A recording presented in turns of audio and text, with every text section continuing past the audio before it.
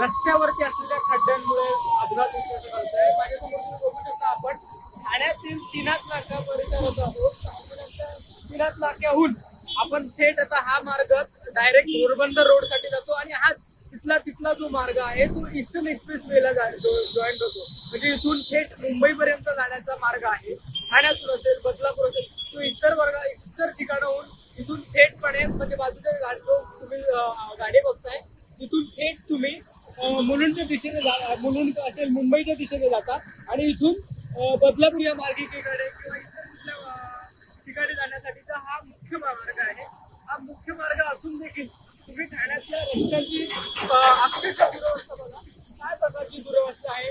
मोठ्या प्रमाणात खड्डे जे आहेत ते मुख्य मार्गिकेवरती दिसून येतात. मोठ्या प्रमाणात खड्डे आहेत, कुठेतरी गाड्यांचा लोड आहे. बऱ्याच ठिकाणी तात्काळ महापालिकेने एक खड्डा मोठा असल्या कारणे तिथे डांबरीकरण केल्याचं कळत आहे. मात्र त्या डांबरीकरणामुळे उर्वरित भागांमधली जी वाळू आहे, जी रेती आहे, जो डांबर आहे, तो मोठ्या अवजड वाहनांच्या आवाक्यामुळे तो निघून येतो. बघू शकता तुम्ही, छोटासा खड्डा जो आहे तो अलीकडेच निर्माण झाल्याचा समोर आहे.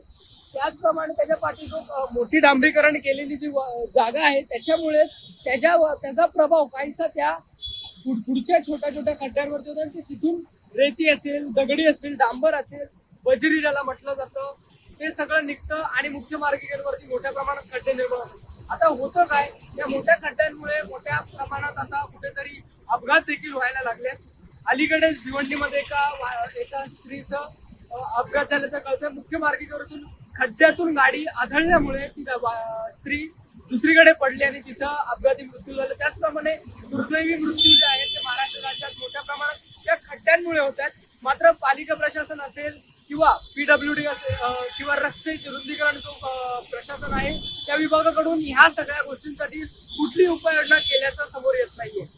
त्याचप्रमाणे हे जे खड्डे आहेत, हात दाखवून अवलक्षण केलं जात असून देखील त्याकडे लक्ष न असल्याचं बऱ्याच ठाणेकरांचं तसंच इतर प्रवास करणाऱ्या प्रवासी वर्गाचं म्हणणं आहे. सोहम शिर्के, आपलं महानगर ठाणे.